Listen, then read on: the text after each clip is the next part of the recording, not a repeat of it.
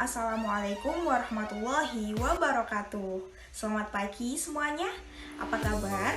Semoga anak-anak selalu dalam keadaan yang sehat dan selalu bersemangat dalam mengikuti pembelajaran daring setiap hari. Oke, berjumpa lagi bersama Bu Elok di sini. Sebelum kita memulai ke materi, mari kita berdoa dengan membaca basmalah bersama. Bismillahirrohmanirrohim. Oke, Bu Elo ingatkan, jangan lupa anak-anak semuanya mengisi absen di Google Form. Untuk masuk ke materi hari ini, langsung saja disimak video berikut. Oke, anak-anakku semuanya, hari ini Bu Elo akan melanjutkan penjelasan akidah akhlak bab 2, yaitu bab tentang mengenal Allah Subhanahu wa taala melalui Asmaul Husna. Kalau minggu-minggu yang lalu sudah Bu Elo jelaskan mengenai bab 1. Ada yang masih ingat bab 1 tentang apa? Betul, bab 1 adalah tentang kalimat thayyibah hauqalah. Jadi apa itu pengertian kalimat thayyibah hauqalah? Kapan waktu mengucapkan kalimat thayyibah hauqalah, hikmah mengucapkan kalimat thayyibah hauqalah sudah kita pelajari bersama di bab 1. Nah, hari ini akan Bu Elo jelaskan full bab 2, yaitu tentang Asmaul Husna. Tapi sebelum Bu Elo masuk ke poin A dan poin B, Bu Elo akan bacakan dulu kompetensi dasar dan tujuan pembelajaran pada hari ini. Jadi kompetensi dasarnya adalah memahami makna Asmaul Husna, khususnya Al-Qawi dan Al-Qayyum. Nah, tujuan pembelajarannya adalah siswa mampu memahami makna Asmaul Husna Al-Qawi dan Al-Qayyum dengan baik dan benar. Jadi setelah pembelajaran hari ini, anak-anak semuanya diharapkan memahami makna dari Asmaul Husna Al-Qawi dan juga Al-Qayyum. Oke, lanjut. Kita masuk ke poin A, yaitu tentang mengenal sifat Al-Qawi atau Maha Perkasa. Al-Qawiyu yang Maha Kuat atau Maha Perkasa. Nah, pengertian Al-Qawi. Allah Subhanahu wa taala memiliki sifat Al-Qawi, artinya Maha Kuat lagi Maha Perkasa. Kekuatan Allah tidak ada batasnya, tidak ada sesuatu apapun yang bisa menyamai kekuatan Allah. Tidak ada keagungan yang lebih mulia dari keagungan Allah. Semua makhluk di hadapan Allah adalah lemah dan tidak berdaya. Jadi, sekuat-kuatnya makhluk, sekuat-kuatnya manusia, sekuat-kuatnya seorang raja atau penguasa tidak lebih kuat dari Allah Subhanahu wa taala. Jadi, siapa yang paling berkuasa dan paling perkasa di muka bumi ini, di alam semesta ini, yaitu hanya Allah Subhanahu wa taala. Kekuatan yang dimiliki manusia itu hanya secuil sedikit, tidak ada apa-apanya dibandingkan kekuatan yang dimiliki oleh Allah. Nah, Al-Qawi bisa juga berarti pemilik kekuatan yang tidak akan mengalami kelemahan selamanya. Keperkasaan Allah itu abadi. Dengan kekuatan Allah menciptakan bumi dan langit yang tidak bisa dilakukan oleh siapapun kecuali Allah itu sendiri. Jadi, bukti Allah Maha Kuat atau Maha Perkasa atau bersifat Al-Qawi, yaitu diciptakannya langit dan bumi. Bayangkan, ada tak makhluk, ada tak manusia yang mampu menciptakan langit, mampu menciptakan bumi, alam semesta ini yang seluas ini, yang isinya bermacam-macam, ada dataran tinggi, gunung, perbukitan, laut, dan lain sebagainya. Tidak ada, hanya Allah lah yang mampu menciptakan semua ini. Dengan kekuatan Allah yang maha dahsyat ini, Allah pun juga akan memusnahkan kezaliman dan memberikan azab bagi orang-orang kafir yang sok kuat, yang sok perkasa, yang mengaku-ngaku sebagai Tuhan. Itu namanya apa? Dolim. Nah, dengan kekuatan Allah juga bisa dengan sangat mudah untuk menghancurkan dan memusnahkan orang-orang dolim seperti orang-orang kafir tersebut. Nah, hal ini sesuai dengan firman Allah dalam Quran surah Al-Mujadalah ayat 21, yang artinya Allah Subhanahu wa taala telah menetapkan aku dan rasul-rasulku pasti menang. Sesungguhnya Allah Subhanahu wa taala Maha Kuat lagi Maha Perkasa. Di akhir ayat itu kan disebutkan Innallaha qawiyyun aziz. Nah, ini qawi artinya maha kuat lagi maha perkasa. Nah, anak-anak, kekuatan Allah itu meliputi kekuatan fisik dan juga kekuatan hati atau keteguhan mental. Sebab Rasulullah sendiri itu pernah bersabda bahwa muslim yang kuat itu lebih dicintai daripada muslim yang lemah. Sedangkan kekuatan hati itu erat kaitannya dengan bersikap teguh hati yang merupakan akhlak terpuji yang disukai oleh Allah. Jadi manifestasi dari sifat al-qawinya yang dimiliki oleh Allah Subhanahu wa taala itu kekuatan yang bersifat fisik dan juga bersifat mental atau kekuatan hati. Nah, kekuatan mental atau kekuatan hati ini ada juga dalam diri manusia yang direalisasikan atau dinyatakan dalam kehidupan sehari-hari dengan apa? Dengan sikap teguh hati. Nah, teguh hati ini termasuk sikap terpuji yang mana disukai oleh Allah. Kenapa kok disukai oleh Allah ya? Karena orang yang memiliki sikap teguh hati itu berarti dia mengamalkan Asmaul Husna Al-Qawi yang maha kuat. Nah, seperti itu. Bukti bahwa Allah bersifat Al-Qawi adalah adanya alam semesta dan segala isinya. Adanya planet di luar angkasa, adanya pergantian siang dan malam, serta kekuatan yang dimiliki oleh manusia juga makhluk lainnya. Nah, bayangkan anak-anak, bumi ini ada di galaksi apa? Kalau kalian belajar tema, ada di galaksi namanya galaksi Bima Sakti. Nah, galaksi Bima Sakti ini ada beberapa planet. Di antaranya ada planet Bumi, Mars, Jupiter, Saturnus, Uranus, Neptunus. Nah, banyak planetnya. Siapa yang bisa menciptakan planet-planet tersebut? Terus kenapa planet-planet tersebut bisa dengan rapi, bisa dengan rutin mengelilingi matahari yang disebut sebagai revolusi? Kok bisa planet-planet itu berevolusi dan juga berotasi seperti rotasi bumi yang dibuktikan dengan adanya siang dan malam? Berarti itu bukti bahwa bumi ini berputar mengelilingi porosnya. Siapa yang mengatur itu semua? Siapa yang menciptakan itu semua? Tidak lain dan tidak bukan, yaitu Allah. Nah, adanya hal inilah merupakan bukti bahwa Allah itu bersifat Al-Qawi, yaitu yang maha kuat, memiliki kekuatan yang sangat dahsyat dan tidak ada yang menandinginya sama sekali. Paham ya?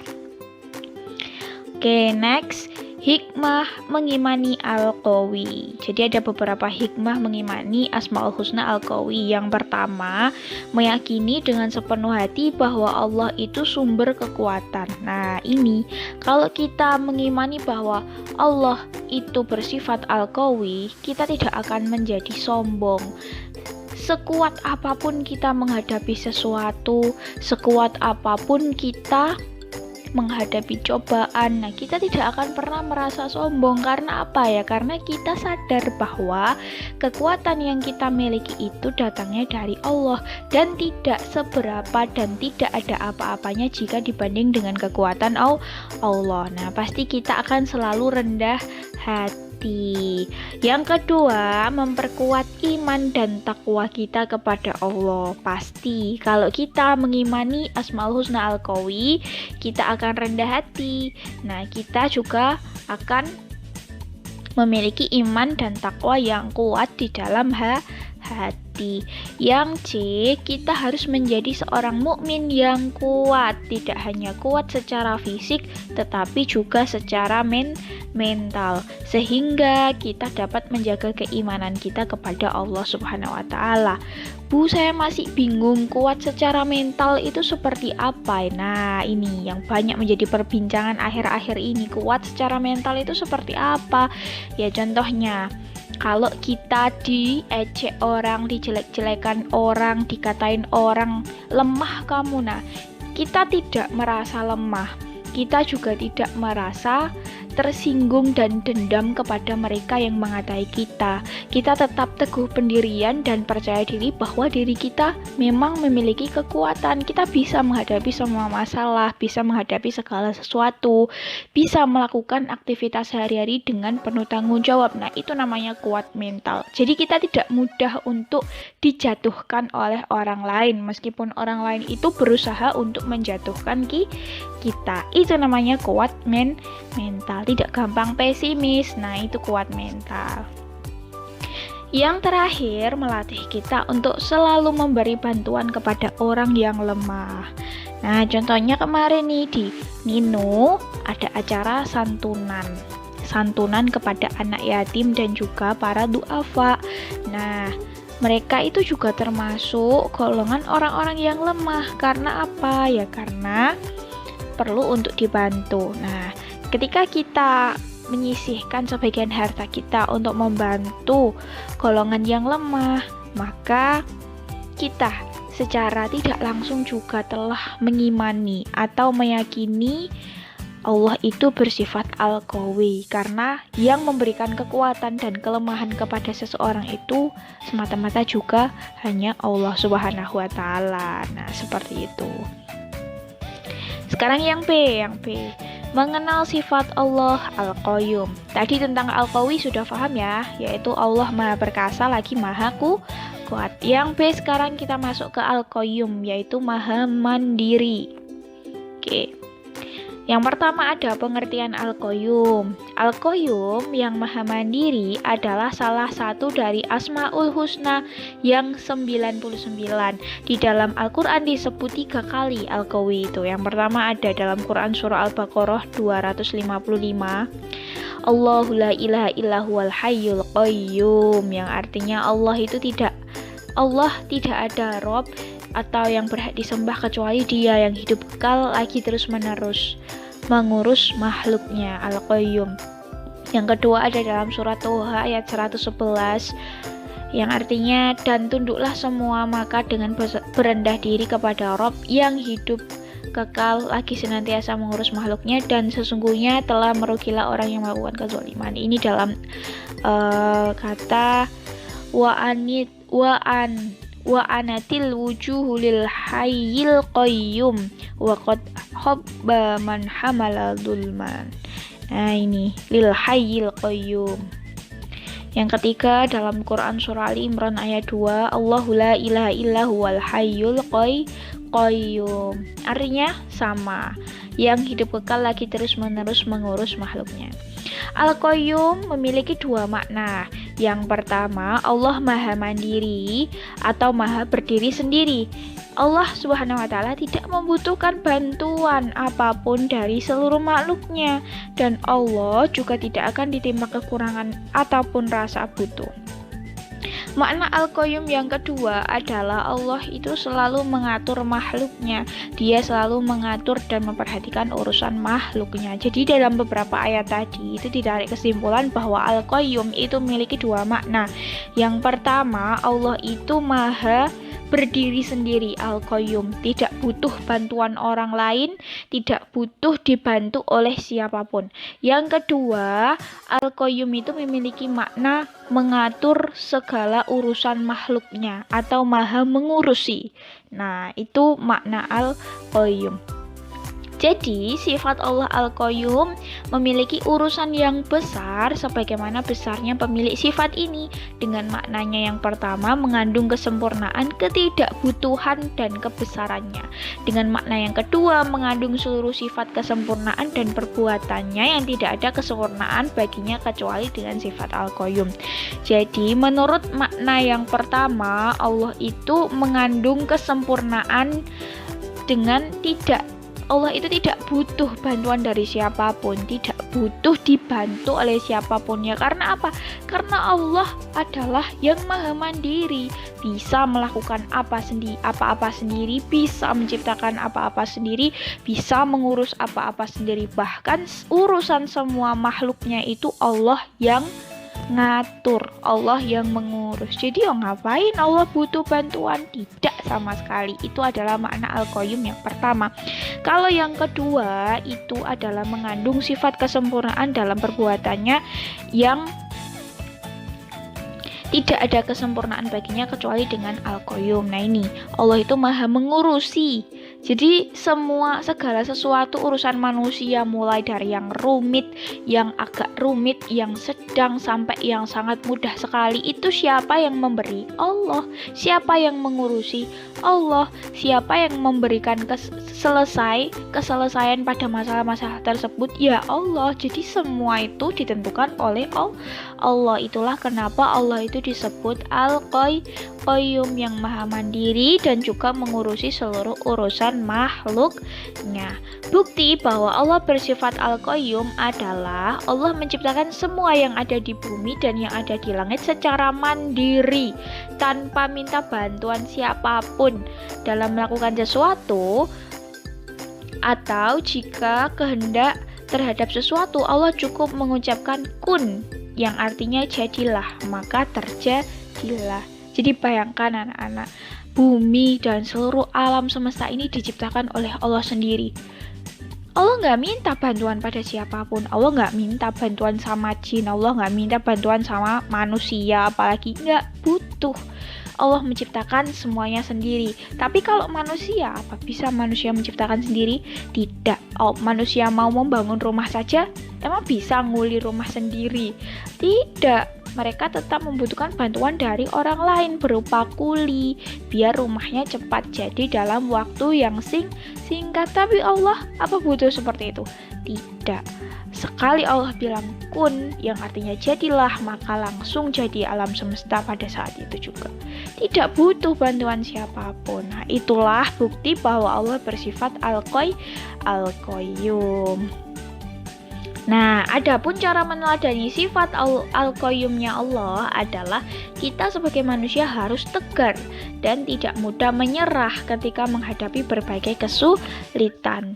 Tidak lekang karena panas, tidak lapuk karena hujan. Manusia harus sadar bahwa dengan sendiri pun kita harus tetap berjuang karena Allah Subhanahu wa taala selalu bersama kita.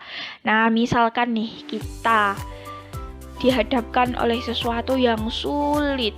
Nah, dihadapkan suatu cobaan yang sulit, tapi tidak ada orang yang mau membantu kita. Apakah kita akan menyerah?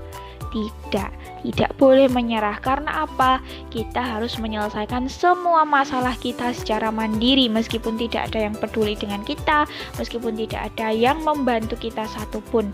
Nah, karena kenapa? Ya karena kita yakin Allah masih bersama kita. Ada Allah yang akan selalu membantu kita untuk menyelesaikan seluruh masalah, seluruh cobaan yang diberikan Allah kepada kita. Nggak mungkin dong Allah ngasih cobaan tapi Allah juga nggak membantu untuk menghadapi cobaan tersebut. Nggak mungkin dong Allah memberi masalah tapi Allah juga nggak membantu untuk menyelesaikan masalah tersebut dengan memberi kekuatan kepada kita. Allah pasti memberi kekuatan untuk menghadapi semua itu. Faham? Nah, yang kedua ada hikmah mengimani Al-Qayyum. Beberapa hikmah dari mengimani Asmaul Husna Al-Qayyum. Yang pertama, mengetahui kebesaran dan keagungan Allah, segala perbuatannya dalam puncak kesempurnaan. Yang B, memperkuat iman dan takwa kita kepada Allah. Yang C, kita harus menjadi seorang mukmin yang mandiri atau tidak menggantungkan hidup kepada orang lain. Nah ini kita tidak boleh menggantungkan hidup kepada orang lain. Apalagi kita selalu merengek bantuan, pengen dibantu. Terus kan tidak selamanya kita hidup berdampingan dengan orang yang mau membantu kita.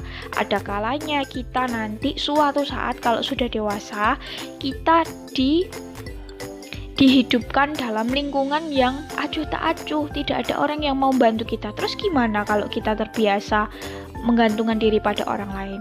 Gak bisa hidup. Makanya jangan sampai kita memiliki sikap untuk menggantungkan diri kepada orang lain. Nah, kita harus mandiri.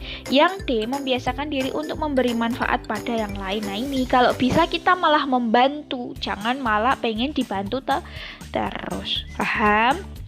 Oke, sekian materi hari ini tentang Asmaul Husna, Al-Qawi dan Al-Qayyum. Sebelum kita akhiri, mari kita tarik kesimpulan dari materi hari ini.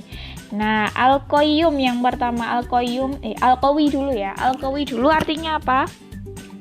Al-Qawi adalah Allah Maha Kuat lagi Maha Perkasa. Bagaimana cara kita meneladani Asmaul Husna Al-Qawinya Allah?